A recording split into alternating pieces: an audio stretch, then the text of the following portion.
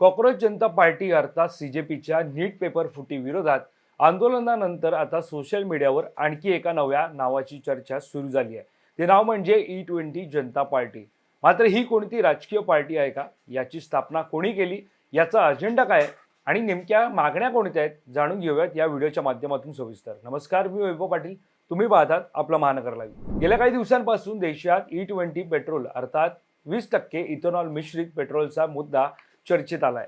Ethanol मिश्रित पेट्रोलमुळे वाहनांच्या इंजिनावर परिणाम होतो का? इंधनाचा पर्याय ग्राहकांना मिळायला हवा का? या मुद्द्यांवर सोशल मीडियावर चर्चा सुरू असतानाच आता E20 जनता पार्टी नावाची एक डिजिटल मोहीम सुरू झाली आहे. E20 जनता पार्टी म्हणजे काय ते जाणून घेऊयात. E20 जनता पार्टी ही कोणतीही नोंदणीकृत राजकीय पक्ष किंवा अधिकृत संघटना नाही. हा सोशल मीडियावर सुरू झालेला एक डिजिटल नागरिक अभियान आहे. एक्स म्हणजे पूर्वीचं ट्विटर आणि इंस्टाग्रामवर या मोहिमेची लोकप्रियता झपाट्यानं वाढत आहे. हा गट स्वतःला सर्वसामान्य वाहन चालकांचा आवाज असल्याचं सांगतो. या अभियानामागील लोकांचं म्हणणं आहे की केंद्र सरकार E20 म्हणजेच 20% इथेनॉल मिश्रित पेट्रोलला प्रोत्साहन देत असेल तर त्यास हरकत नाही. मात्र ग्राहकांना 100% शुद्ध इथेनॉल फ्री पेट्रोल खरेदी करण्याचा पर्यायी पेट्रोल पंपावर उपलब्ध असायला हवा. कोणतं इंधन वापरायचं याचा निर्णय ग्राहकांनी स्वतः घ्यावा अशी त्यांची भूमिका आहे.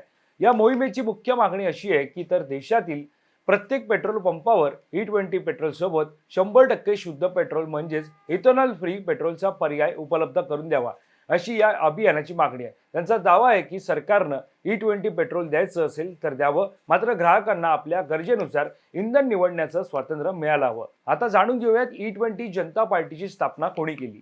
E20 जनता पार्टीच्या सोशल मीडिया हँडलवर स्पष्ट करण्यात आलंय की हे एक स्वातंत्र्य नागरिक अभियान आहे. सामान्य नागरिकांच्या जीवनाशी थेट संबंधित प्रश्न मांडणे, पारदर्शकता सुनिश्चित करणे, ग्राहकांच्या हक्कांचं संरक्षण करणे आणि भारताच्या E20 धोरणावर खुली व निष्पक्ष सार्वजनिक चर्चा घडवून आणणे हाच या अभियानाचा उद्देश आहे.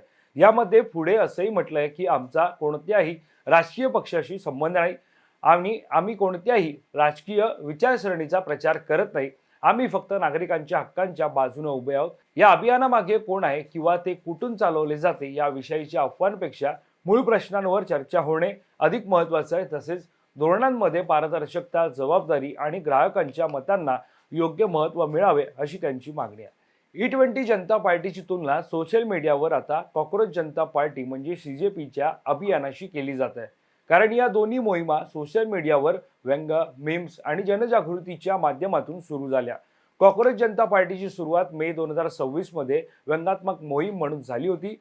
पुढे नीट पेपर लीक प्रकरणात ही मोहीम मोठ्या जनआंदोलनात परिवर्तित झाली आणि त्यानंतर केंद्रीय शिक्षण मंत्री धर्मेंद्र प्रधान यांनी आपल्या पदाचा राजीनामा दिला. आता E20 जनता पार्टीच्या प्रमुख मागण्या कोणत्या आहेत त्या सुद्धा पाहूयात. देशातील प्रत्येक पेट्रोल पंपावर E20 सोबत 100% शुद्ध इथेनॉल फ्री पेट्रोल उपलब्ध करावं.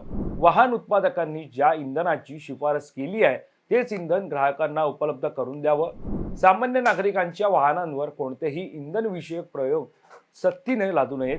ग्राहकांना आपल्या गरजेनुसार इंधन निवडण्याचे स्वातंत्र्य मिळावे.